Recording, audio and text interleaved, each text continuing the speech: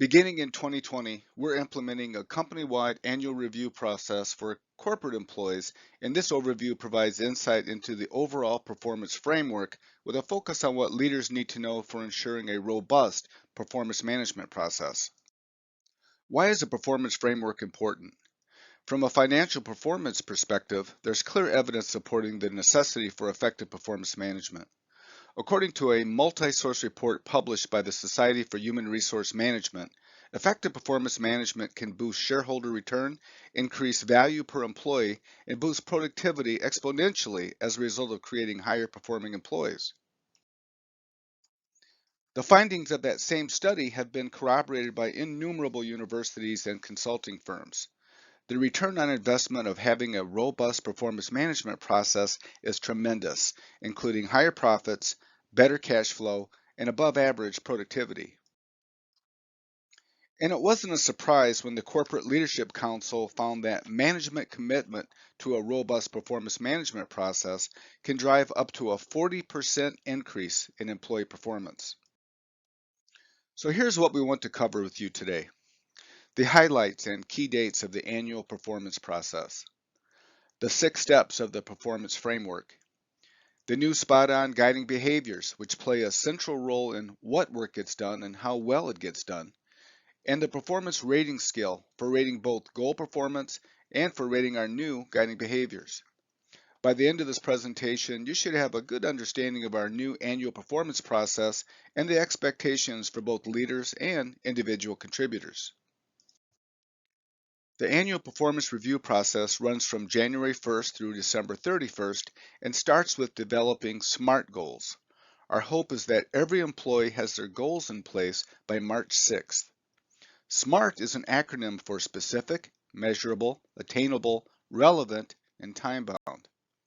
We'll be providing all employees and leaders with some training on how to set impactful SMART goals, and the leader training will also include some tips for providing effective coaching and feedback to their employees. Reviews will be based on both performance goals and how well employees exhibit certain behaviors. Because we don't want employees to go too long without a review, anyone with an anniversary before July 1st should have their review as close to their anniversary as possible. This means that those employees will have 2 reviews, one for the year ending on their anniversary and another to close out the performance year 2020. Those employees won't be double dipping because the 2020 year-end merit will be prorated, and we'll show you some examples. And then in January 2021, we'll kick off the year-end review process, and merit awards should be effective in February or March. To help you get the big picture of our performance framework, think of performance in terms of the 4 C's. Everyone at Spot On has a common purpose: to grow our top line and bottom line, and all the things that we do within our unique roles and responsibilities all contribute to that. And to excel in our roles, each of us needs crystal clear expectations, which is the reason we need to set clear and concise goals. When we don't, we waste precious time or make costly mistakes and create confusion and frustration. Through regular coaching, feedback, and touch base meetings, we help our employees build their capability. If you think about it, when it comes to performance, there are really only 2 dimensions: a willingness to perform and an ability to perform. Meaningful work, thoughtful feedback, rewards, and recognition all help build the willing and able of performance, otherwise known as commitment. Take those 4 C's and break them down into actionable steps, and you have the Spot On Performance Framework. At the center of the process are goals and ongoing coaching and feedback, including two-way dialogue, which are especially important in a dynamic, fast-paced environment like ours, where game plans, strategies, and goals can and should change with a certain degree of frequency. Each of us, and especially leaders, has to be nimble and quick to respond to change. Each of these steps are an opportunity to ensure that your employees understand what's expected of them, and it's also an opportunity to strengthen your relationship with them. We'll discuss each of these 6 steps and provide some tips and tools for effective outcomes. The framework also includes guiding behaviors that have been identified for both managers and individual contributors. There's a core set of behaviors for everyone, with additional leadership-oriented behaviors that, while they also apply to everyone, they are critically important for those in leadership roles. So what are guiding behaviors? In short, they're competencies, a measurable pattern of knowledge, skills, and behaviors needed to perform successfully. So it makes sense that each of us needs to focus on both the work objectives and the behaviors that enable the work. For that reason, performance reviews for every employee will take both goals and behaviors into account, with 80% of the performance rating based on goals and 20% of the performance rating based on those guiding behaviors. There's clear evidence that key behaviors have a major impact on corporate culture. A survey conducted by the HR Research Institute in 2019 revealed that organizational values or behaviors are more highly correlated with a positive workplace culture than even employee engagement, when employees live them and leaders model and reinforce them. So it's not enough to be able to articulate organizational values, we must live them every day if we want to maintain a positive culture that is critical for high-performing organizations. Guiding behaviors are grouped into three key areas: growing the business, building commitment, and leveraging talent. And there's a total of 10 behaviors. All 10 behaviors support and reinforce our 5 key organizational competencies that you see in the center of the diagram: client focus, excellence, integrity, respect, and teamwork. Those 5 organizational competencies are responsible for the positive momentum in terms of our culture and our ability to scale and grow. Let's take a quick look at the 10 guiding behaviors. Additional detail on the behaviors can be found in the Guide to Spot-On Guiding Behaviors and Proficiency Levels. Core behaviors define the characteristics or competencies that are important for all employees at every level at Spot-On. Core behaviors are based on Spot-On's mission, our business strategy and values, and they play a critical role in an employee's ability to perform successfully. Leadership behaviors define the characteristics of exceptional leaders, but again, they're applicable to all employees at all levels across the organization. And again, additional detail on each of these behaviors can be found in the Guide to Spot-On Guiding Behaviors and Proficiency Levels. The first key area of guiding behaviors, growing the business, is about personal accountability for meeting client needs and getting results. There's 4 behaviors in this area, including client orientation, results orientation, personal accountability, and the leadership-oriented behavior of strategic thinking and visioning, as denoted by the asterisk. The next key focus area is leveraging talent. Leveraging talent means growing our people, growing ourselves, and contributing to the development of others. The behaviors in this area include developing self and others, holding others accountable, and team leadership. And you can see that 2 of these are leadership oriented. The third key focus area of Spot-On's guiding behaviors is building commitment, including effective communication, teamwork and collaboration, and the leadership-oriented behavior of leading change. Again, an individual contributor will be accountable for all 10 behaviors, but not to the same degree as managers and executives. The Behavior Proficiency Level Guide uses descriptions to set expected behaviors based on an employee's level in the company, and this same guide will be used to assess or rate them. The 4 levels include individual contributor, which includes the majority of all non-management roles, senior professional, which includes managers as well as those non-management roles that are responsible for some hefty deliverables for Spot-On, leader, which includes directors and equivalent non-management roles, and executive. Here's an excerpt from the guide for the guiding behavior of results orientation. An individual contributor is expected to exhibit this behavior at the 2 level, meaning that all of the descriptors in levels 1 and 2 apply to the individual contributor. A leader, which includes directors and equivalent senior level positions, is expected to exhibit this behavior at levels 1, 2, 3, and 4. The Proficiency Level Guide has a similar chart for all 10 behaviors. The achievement of goals and the demonstration of guiding behaviors will be evaluated using the 5-point scale that you see here. The lowest rating is 1, or unsatisfactory. An unsatisfactory rating means that the employee isn't meeting many or possibly any of their goals and isn't exhibiting the guiding behaviors to the degree which is expected for their level in the company. Needs development means that the employee has some work to do with at least some of the goals or behaviors. Meets expectations means that the employee is consistently meeting expectations for each goal as well as the behaviors for their role. They may even be exceeding some of the expectations. A meets expectations rating is a solid rating. Superior means that the employee is exceeding many, if not all, of the goals and behavioral expectations for their role. And distinguished should be extremely difficult to achieve. It should be reserved for employees who are reaching beyond their role on their team in an effort to support getting better as an organization. The Performance Rating Guide is intended to help you to more objectively assess each of your employees' goals and behaviors. Goal attainment and behavior are often very interconnected. As an example, looking at the last bullet in the far right column, the distinguished performance column, there's a connection between conflict resolution and the ability to consistently exceed goal expectations. The Proficiency Level Guide descriptions, together with this Performance Rating Guide, should guide your ratings of each behavior.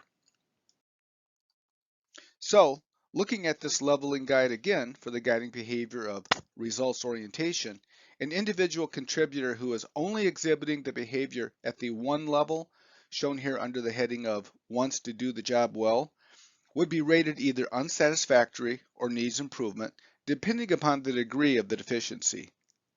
Likewise, an individual contributor exhibiting this behavior consistently at the senior professional level would likely be rated superior for this behavior.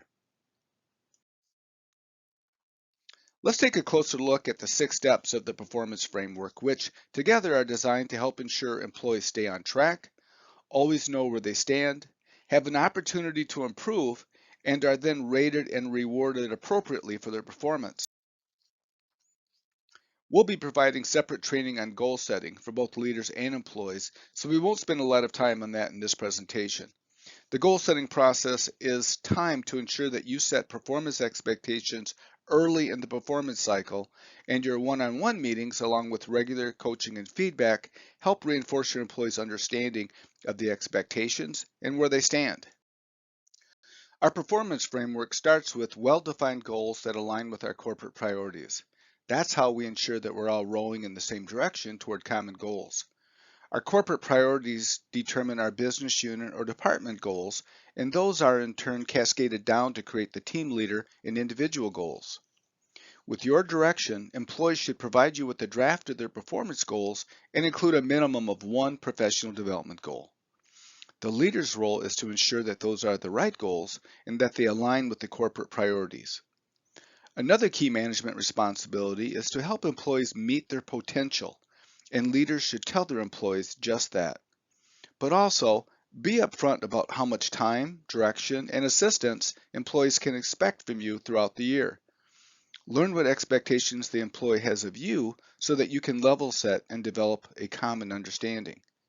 It's important to remember that goals aren't carved in stone. They can and should change if the priorities of the organization change, and your touch base meetings with your leader and your employees will help keep everyone on the same page. An average of 5 to 7 goals is highly recommended. Fewer may be appropriate, and 10 would be the absolute max. There's strong evidence that fewer goals have a more positive impact on overall performance than more goals, and too many goals are counterproductive.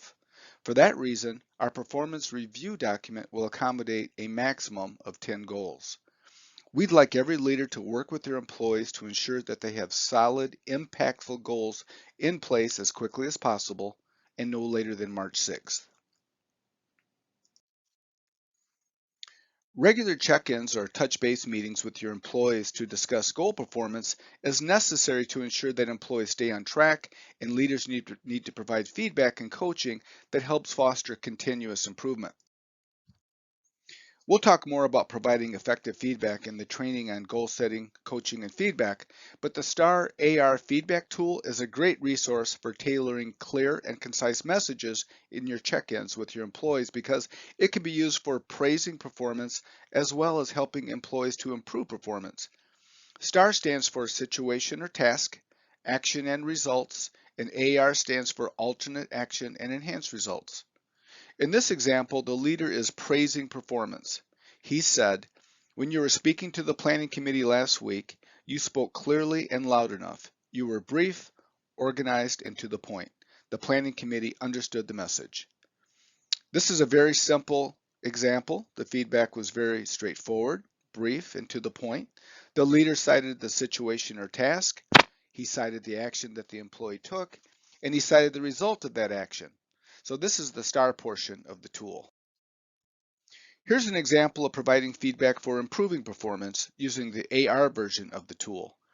The first part of the feedback follows the STAR process and then adds alternative action and enhanced result, as you see highlighted here.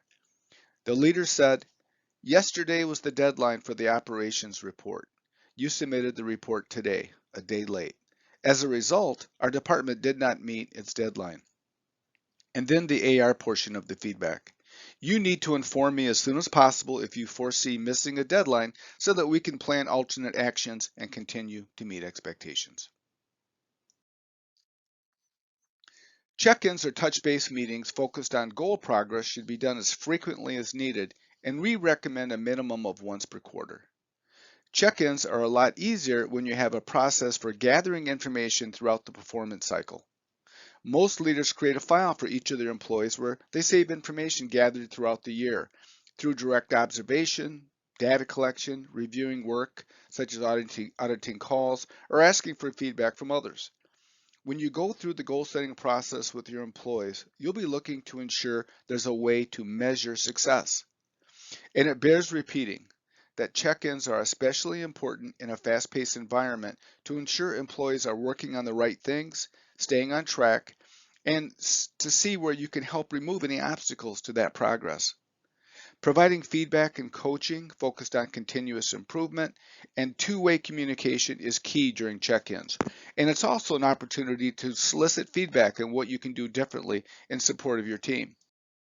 You should ask the employee to be ready to share things that they believe that they're doing well and things that they may be struggling with, as well as their career and development objectives, problems, or things that may be impeding their performance, and their suggestions of what they think you can do to help them. I recommend that they create an agenda of items that they feel are most important, as this helps ensure the best use of time for both of you. We have some tip sheets for you on how to conduct difficult conversations, including addressing employee behavior problems as well as underperformance. The next step is the employee self-review, which is the first part of the final review. HR will send out communication in December to get the process rolling, and we'll be sharing some resources at that time. Employees will provide comments on how well they've accomplished each goal and demonstrated the guiding behaviors, and they'll also provide a self-rating. And as you've probably seen in your state interviews, some employees assess their performance at a much higher level than you do, so you need to be prepared for that. The data that you've accumulated during the performance cycle should support your evaluation. By the way, even though the year-end review is still 10 months away, the following information is relevant for any remaining anniversary-based reviews that you'll be conducting for employees whose anniversary date is between now and June 30th. All employees should work with their manager to get their review scheduled. Each of us needs to focus on remaining as objective as possible as we self-evaluate our performance and provide as much detail and supporting documentation. Consider asking for feedback from others as well. Sometimes the hardest part of performance reviews is getting emotionally prepared for the feedback that we'll receive from our manager. The employee version of this training has some tips on how to prepare for the review, including some tips on TACT, which is an acronym for Think Before You React, Ask Before You Tell, Consider Your Manager's Viewpoint, and Tell What Needs to be Told. The manager review may be the most difficult part of the process, especially when the feedback isn't what your employee was hoping for. not to mention that the review is the basis for compensation decisions. Here's some things to keep in mind. Performance evaluations are almost always used as evidence in wrongful termination claims. The same applies to documentation from your touch base meetings and just about anything else a plaintiff attorney asks for. You want to look at your entire team to ensure employees who have similar performance issues are rated similarly. Remember that others are watching and they're talking to each other. What would be the impact on your team's morale if they sensed bias? Use data in your evaluations whenever it's available. It's hard to dispute data when it's clear, consistent, and used universally. And finally, write the review and then sleep on it. Chances are you'll want to make some revisions when you pick it back up. Stay objective and keep personal feelings out of it. When you're writing the review, be cognizant of how the words will be received. Avoid saying, "I think" or "I feel," because those are really just opinions and not a solid basis for a performance evaluation.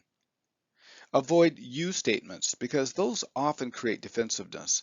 And be specific. The employee and even an outside onlooker should be able to clearly discern exactly what you are saying. Rating traps, otherwise known as rating errors or rating biases, generally happen at the subconscious level, not intentionally.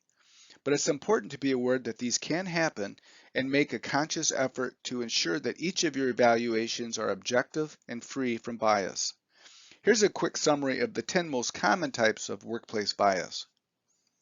The halo or horn effect is when a manager allows their personal feelings to influence the rating. Leniency is really about a reluctance to hold someone accountable. Primary and recency are about placing too much weight on performance during only part of the review cycle instead of looking at performance over the entire period. Central tendency is usually where the manager really doesn't take a close look at individual performance and instead just rates everyone on the team the same and towards the middle of the scale. Attribution is especially egregious because it's where someone's gender, race, or other personal characteristics influence an evaluation. Perceptual bias is where a rating is impacted by how much an employee's performance varies from what the manager expected, instead of deriving a rating based on the actual performance. The spillover effect is where the manager is still letting previous performance reviews impact the employee's current evaluation. Last year's behind us. We need to look forward. Same as me or different from me is bias attributed to an employee's characteristics being similar to or different from the evaluators, whether those characteristics are personal, such as age or race, or more professional in nature, such as communication or leadership style.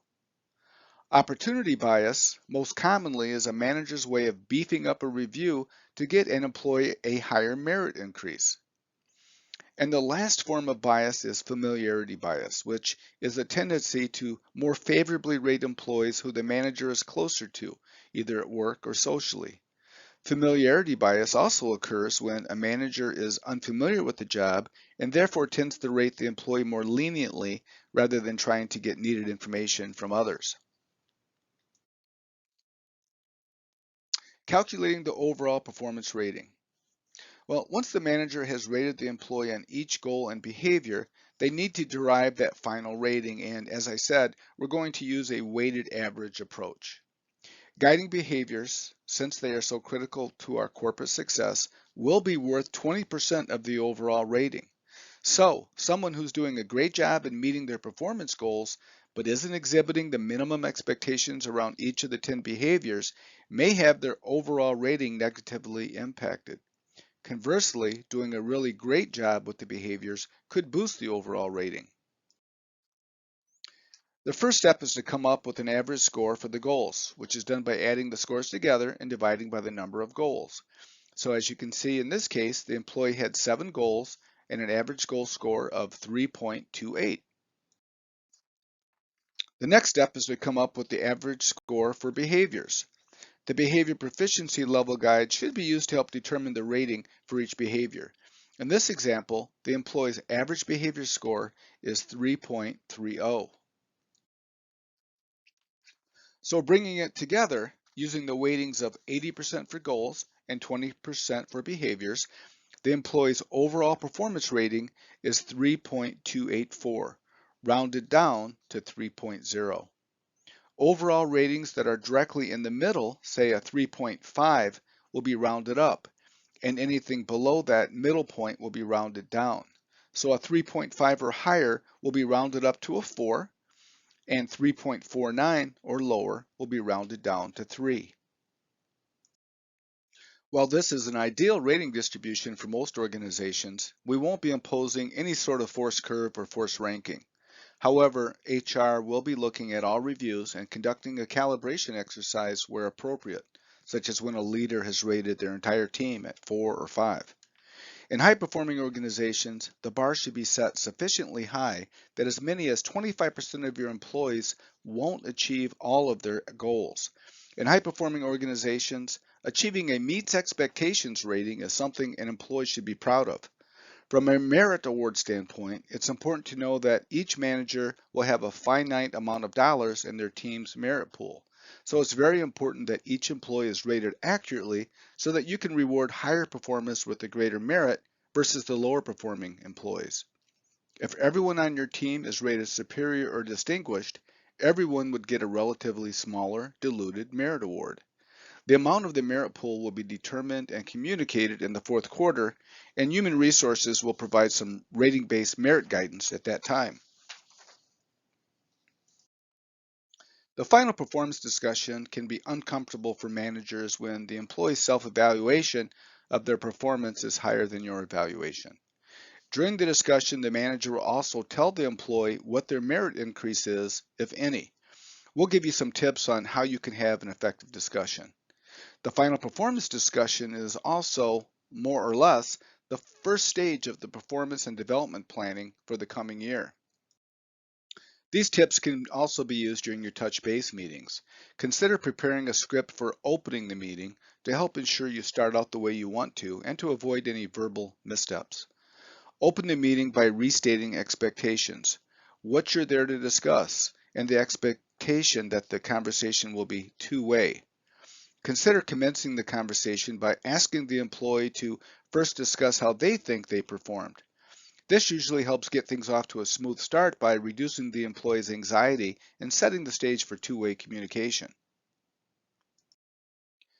When addressing the employee's performance, be specific and use the STAR AR tool to keep your message on target. Be yourself, be direct, and be compassionate when delivering less than favorable feedback, and maintain a confident composure. Pause as necessary to get the employee's feedback and to ensure that they understand the message. Sometimes, when receiving less than favorable feedback, an employee may zone out and unintentionally not hear what is said after that point. If you aren't certain that they understand or that they heard you, tell them that it's very important that they understand and ask them if they could repeat the message. While you and your employee may not be able to have a complete meeting of the minds on where the employee's performance landed, it's important that you address it. And the STAR AR tool can be helpful for constructing and delivering a message that contains critical feedback. Reiterate key messages, summarize performance, strive to obtain the employee's commitment to continuous improvement, and always end the meeting with a thank you, as well as your commitment to their success. And then use that meeting to start the 2021 goal planning discussion. The final step in the process is determining the merit award. And as you know, merit awards are performance-based compensation increases. They're not automatic. It's about pay for performance. The average merit award percentage will be based on company performance for 2020 and will be decided in the fourth quarter. A merit scale will be developed and shared with all employees at that time, but in general, the higher the performance rating, the higher the merit. Prior to meeting with employees for final performance discussions, you will submit your employee ratings and merit recommendations to HR. We'll review for consistency and then provide you with merit letters that you can provide to your employees at the end of the discussions. The letters will show both the percentage increase and their new compensation rate. Hire date as well as anniversary date will determine who participates in the process this year. To convert from the anniversary-based review process to the common year-end annual process, we needed to draw the line in the sand as to when employees would no longer receive a review on their anniversary, while ensuring that employees don't go longer than 18 months without a review. So here are the guidelines. Starting with employees hired before this year. Employees with an anniversary date occurring between January 1st, 2020 and June 30th, 2020 will receive an anniversary-based review and a merit increase if appropriate, and they'll also participate in the 2020 year-end process. So this group will have 2 reviews. Employees with an anniversary date occurring between July 1st, 2020 and December 31st, 2020 will not have a review on their anniversary date, but will participate in the 2020 year-end process. And then employees hired in the first 3 quarters of 2020 will participate in the 2020 year-end process, and employees hired in the 4th quarter of this year will not participate in the 2020 process because there won't be enough time to adequately assess their performance.